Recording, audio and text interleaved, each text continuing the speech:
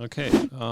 Hey everyone. So a new session, and this time a really interesting topic that I spent quite some time during the last months, and I have let's say, the best co-pilot with me because, like, hi Oliver. So Oliver is one of the founders of Lightdash, and Lightdash invested a lot of time and energy to bring a metrics layer to this kind of, let's say, shape that it can really help us to speed up things. And so and of course, like, make things a lot easier in a BI tool, which Lightdash is. So maybe before we start to do any kind of other things, so can you make a quick introduction of yourself and also like what Lightdash does, so that everyone has a good idea what we're dealing with?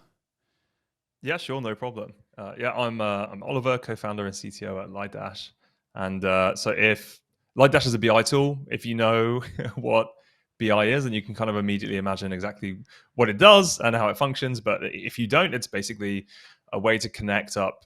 You connect Lightdash to your database, to all of your company's data, and it allows people to build charts and to query that data. But the focus is on letting people who don't know SQL, who have fewer technical skills than maybe the data team, and allow them to answer some of their own questions.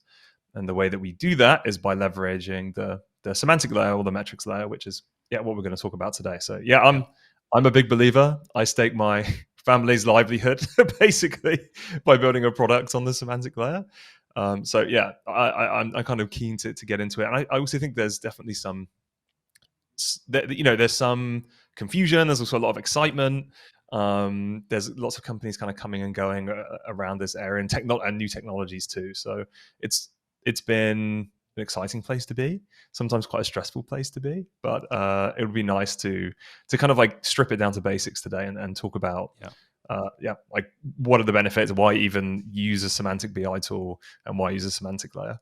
Yeah, and what's the difference? So I think this really, but I would say it's definitely here to stay. So I think it will not go away because, like, the whole concept, which we hope we will now basically explain in the next minutes, makes sense. So it really, it's not like something which, I don't know, just sounds great in theory, but it also, like, makes life a lot easier. And this, for example, my background with Lightdash was, like, I think this was the major reason Mm-hmm. why I tried you out in the first place, was like because I from people who know a little bit did this with Looker. So, like, one of the nice things about Looker was, like, you could define specific kind of things, Mm-hmm. and it basically keeps you on the right track. So you don't really, first of all, you don't really have to reinvent everything all the time when you come up with new things, and then also, like, it makes really easy to just to make sure that you don't really screw up, because, like,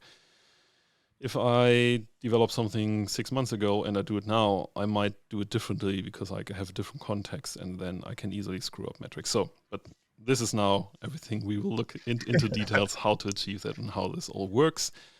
So let us switch to the whiteboard and just start with some theory about metrics layer and where it comes from and where it basically sits and what makes it quite different to what we just know about the other things. And